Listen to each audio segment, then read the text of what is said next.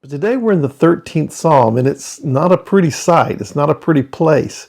As a matter of fact, the psalmist here is in a space of fighting doubt. Let's look and see what he says in the 13th Psalm. How long, O Lord, will you forget me? Will you forget me forever? How long will you hide your face from me? So here's a human being that's feeling isolated from God, even though they're seeking God. And I've been that way many times. I think probably I was that way somewhat today.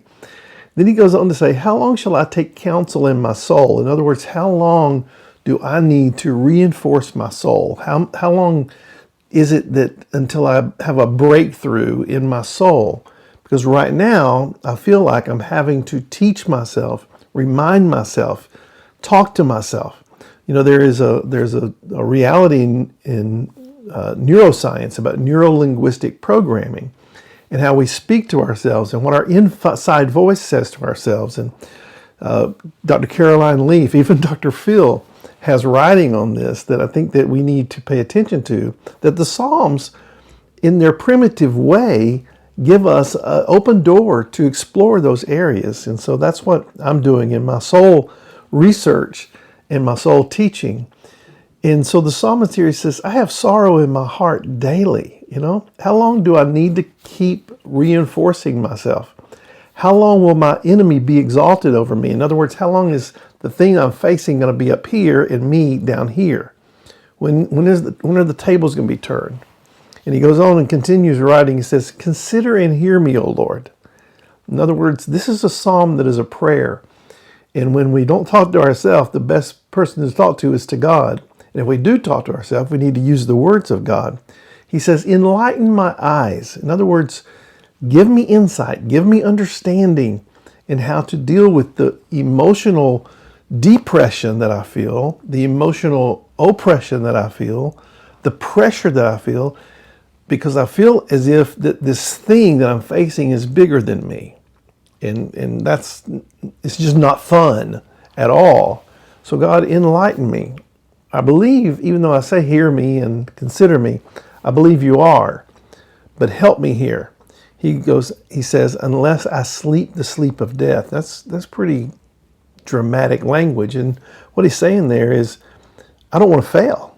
I don't want to fail. He goes on to say, because if I fail, my enemy will say, I have prevailed against him. So don't let this anxiety, don't let this fear, don't let this doubt, don't let this person, don't let this circumstance, don't let this company, don't let this church, don't let whatever prevail against me.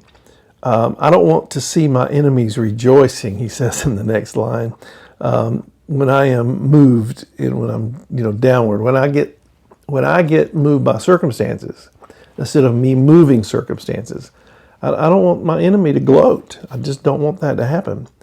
And then he says this, and this is where it turns, and this is where we need to find place for our soul today.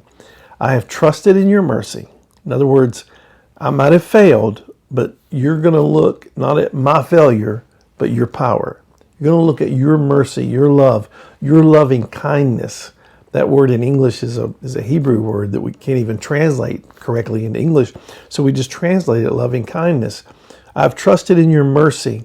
My heart will rejoice in your salvation or your deliverance. You're setting me free. You're bringing me to a place of victory where I am on top, my enemies on the bottom. And I will sing to the Lord, I love this last line, because he has dealt bountifully with me. In other words, God, you're not just going to do enough. You're going to do more than enough. You are the God of abundance. And so I want to leave you with that today as we talk about our soul in the Psalms. Stay with me and let's make sure our souls prosper and we are in health. God bless you. Have a wonderful day.